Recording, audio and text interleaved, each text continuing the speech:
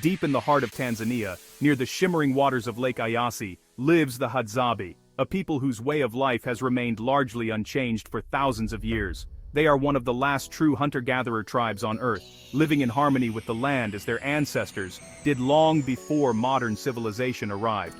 For countless generations, the Hadzabe have thrived by reading the subtle signs of the land, following the changing seasons, and relying entirely on their deep knowledge of nature's rhythms and resources. They don't farm or raise livestock. Instead, they move with the wild herds and the growth of wild plants, leaving only the lightest of footprints wherever they go. Their homes are simple, temporary shelters made from branches and grass, designed to be easily left behind as they journey in search of food and water, always adapting to the land's demands. The Hadzabe's language, rich with unique clicks and tones, echoes the ancient landscape and connects them to their ancestors, carrying stories and wisdom through generations. Their society is built on freedom, equality, and a deep sense of community, where everyone shares what they have and decisions are made together. There are no roads, no electricity, and no modern distractions, just the sounds of birds, insects, and the wisdom passed down through countless generations. The Hadzabe are true masters of survival, able to track animals across vast distances, identify edible and medicinal plants, and read the bush like a living, ever-changing map. Spending time with them offers a rare and humbling glimpse into humanity's origins, showing us how our ancestors once lived in close connection with the earth. For the Hadzabe, this way of life isn't a hardship, it's a form of true freedom, a life lived on their own terms, in balance with nature. To be welcomed into their world is both a privilege and a powerful lesson in what it means to be truly connected to the land and to each other. The Hadzabe remind us of the ancient skills, values, and sense of belonging that once defined all of humanity, and still can if we choose to listen and learn. Reaching the Hadzabe means leaving modern life behind, stepping away from the familiar comforts and routines of the everyday world. The journey truly begins where the road disappears, as we bump and rattle through endless acacia woodlands and cross dry winding riverbeds in a sturdy 4x4, feeling the land grow wilder with every mile. As we drive deeper into the heart of Tanzania, cell service fades to nothing, and the only traffic we encounter is the wildlife, herds of goats, graceful giraffes crossing our path, and flocks of birds soaring overhead. The landscape here is raw, ancient, and unchanged by time.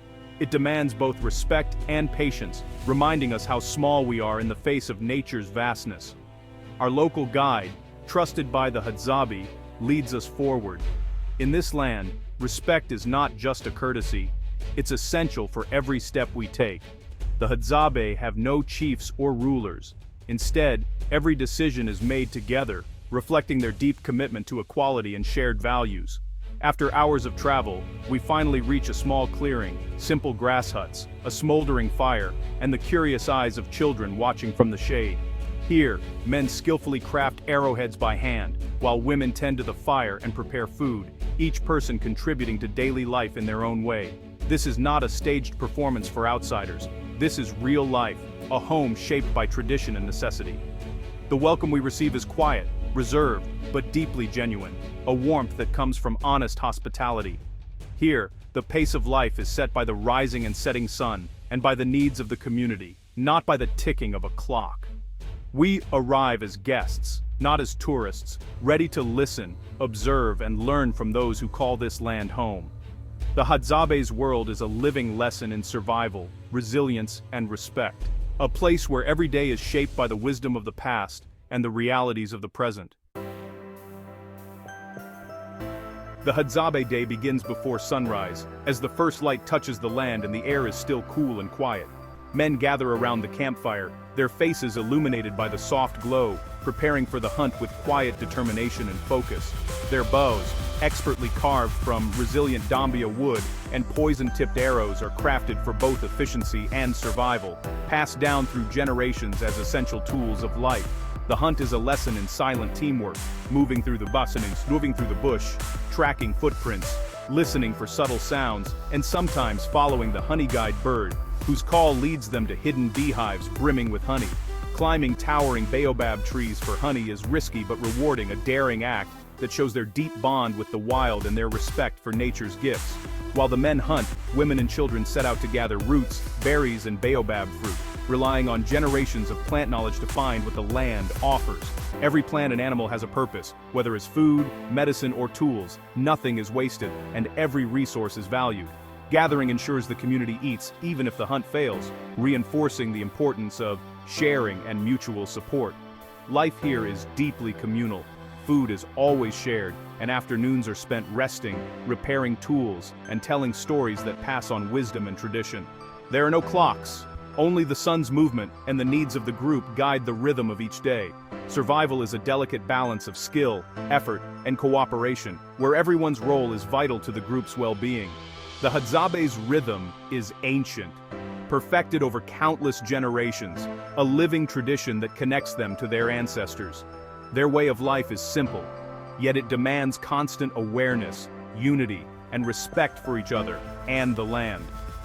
Every day is a lesson in adaptation and resilience as they respond to the ever-changing challenges of their environment. For the Hadzabe, this is survival, not just existence, a daily dance with nature that has endured for thousands of years.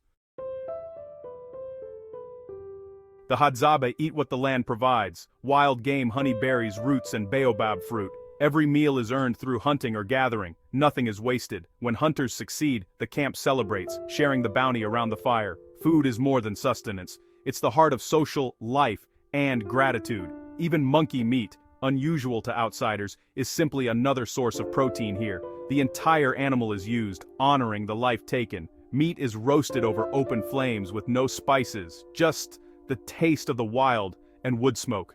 Organs are eaten first for nutrition and practicality. Meals are communal, reinforcing bonds and respect for nature. Eating with the Hadzabe strips away modern complexity, connecting you to the basics of existence. Every bite tells a story of skill, tradition, and deep respect for the land. Here, food is a direct link to survival and community. Family is the core of Hadzabe life, with small communities bound by cooperation and trust. Children are raised by all, learning survival skills from elders and peers alike. Polygyny exists. Skilled hunters may have more than one wife, each with her own hut. Co-wives work together, sharing food, gathering, and child-rearing. Marriages are simple. Living together marks the union, and separations carry little stigma. Elders are respected for their wisdom, not authority, passing down stories and knowledge. Oral tradition is vital. Stories teach survival, values, and history. The community values harmony and flexibility in relationships. Every member, young or old, contributes to the group's well-being. The Hadzabe's social structure is adaptive, egalitarian, and resilient. Their culture survives through shared learning and mutual support. The Hadzabe's sustainable lifestyle has preserved their land for millennia, but today, their world faces threats: encroaching farms, shrinking wilderness, and outside influences. Loss of land means less food and fewer places to roam. Modern diets, alcohol, and disease bring new risks. Tourism offers income but must be handled with respect, not exploitation. The Hadzabe fight to protect their land and traditions, determined to pass on their skills. Their struggle is for survival, and for the preservation of a unique human legacy. They are resilient, but the pressures are immense and new. Supporting their rights and respecting their choices is crucial. Their story is a reminder of what's at stake when ancient cultures meet the modern world. The Hadzabe are not relics. They are a living link to our shared past. Their future depends on respect, understanding, and real support. Preserving their culture is a gift to all humanity. My time with the Hadzabe was transformative, a lesson in simplicity, resilience, and connection. They show that true wealth lies in community, freedom, and harmony with nature. Understanding their culture means setting aside our own biases and seeing the world through their eyes. Their egalitarian society and sharing spirit offer lessons for us all. The Hadzabe remind us there are many ways to be human. As I left, I carried a renewed respect for cultural diversity and the need to protect indigenous lands. Their survival is a testament to human adaptability and spirit. Sharing their story is vital, so more people value and support their way of life. The Hadzabe's future is uncertain, but their wisdom endures. Their story deserves to be heard, for their sake and ours.